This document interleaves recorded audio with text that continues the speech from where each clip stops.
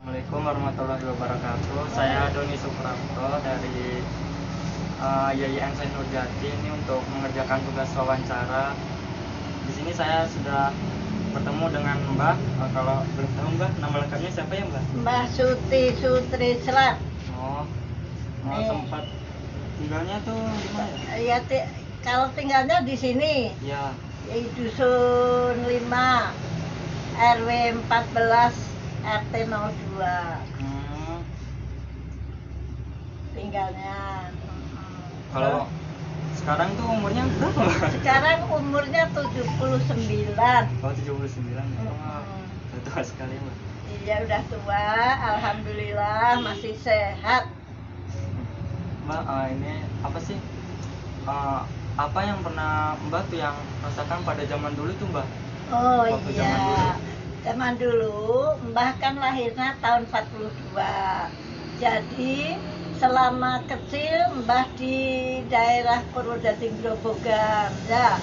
Terus di situ sampai sekolah. Sekolahnya waktu itu tahun 48. Ya. Iya. 48 itu sekolahnya Masya Allah kan lagi perang kelas kedua itu. Dari tanah masih perang melawan Jepang. Waktu itu kan tahun 42 kita diduduki oleh orang Jepang. Nah, waktu itu lagi gawat-gawatnya. Jadi daerah tempat-tempat yang strategis seperti stasiun apa itu mesti dibom. Nah, tapi sebelum dibom itu mesti ada berita. Jadi penduduk yang di situ rata-rata satu RT atau beberapa rumah itu bikin lubang untuk berlindung. Berlindung bersembunyi ya Mbak? Iya, panjang sekali lah kira-kira 5 meter ke 10 meter gitu. Jadi kita kalau ada apa-apa kita pada masuk semua dengan catatan bahwa si lubang kira-kira ada mungkin 5 meteran ke atas itu mah ditutupin terpal apa aja. Biar nggak keciri ya? Biar nggak keciri, kita sembunyi di tempat yang kira-kira jadi sasaran mereka perang itu Jepang. Oh.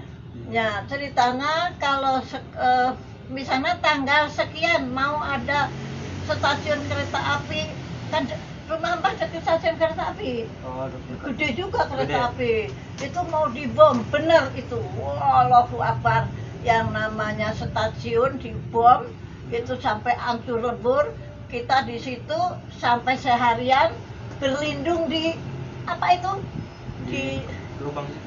di lubang. Allahu Akbar. Tanyakan kira-kira ada 20-50 orang mah ada. Oh, banyak ya Mbak berarti? Ini banyak ukuran penduduk di situ ya, kira-kira 5 rumah 1 lubang. 5 rumah 1 lubang itu mereka rata-rata karena dalam keadaan darurat, jadi disarankan supaya mereka pada bikin lubang untuk berlindung. Oh, jadi gitu Mbak. Iya, jadi sesudah itu, sudah selesai nih, kira-kira ngebomnya pagi jam 7, jam 12 itu sudah selesai, kita keluar semua. Nah, itu pada kelas tahun 48. Nah, kalau menceritakan sekolah, ya Mbak itu sekolah dulu mah bukan SD, Apa tuh? SR. SR ya? RS itu SR. SR itu sekolah rakyat. Oh, sekolah rakyat. Sekolah rakyat itu udah punya gedung sendiri walaupun sederhana, tapi jauh dari rumah.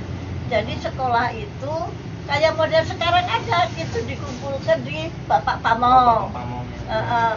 Nanti Bapak Pamong di situ nanti besok gawat nih, ada yang kontrol orang-orang Jepang. Nah, pindah lagi misalnya ke rumah Rakadus. Oh iya ya. Iya, nanti 2 hari di situ. Oh, kita nanti ada tentara yang mau masuk ke daerah kita, pindah lagi. Pindah lagi ya, Jadi pindah-pindah. setiap seminggu itu pindah 3 atau 4 kali lah untuk mengikuti kelas 1 sampai kelas 3 dulu. Sungguh sulit ya Mbak? Oh iyalah.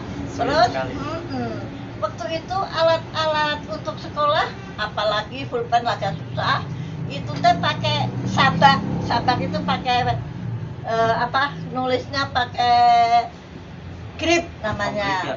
Grip itu disabak, disakiti gitu untuk nulis, nanti dihapus, nanti ditulis lagi. Waktu itu buku lagi sulit. Belum ada, Bu. Ya ada, Oh, tapi ada. sulit sekali. Jadi waktu tahun 48 sampai tahun 50-an itu sulit banget. Kalau belajar juga berpindah-pindah, alat-alat untuk belajar juga masih seadanya. Sekarang buku tak bermacam buku, pulpen bermacam pulpen. Sekarang mah tidak semudah ini. Jadi sesudah itu sekolah punya gedung sekolah jelek itu juga hanya 3 tahun.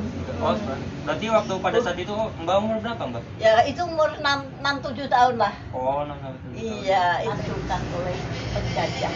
Ya. Terima kasih, Mbak. atas Ya, waktunya, Mbak. gitu ya.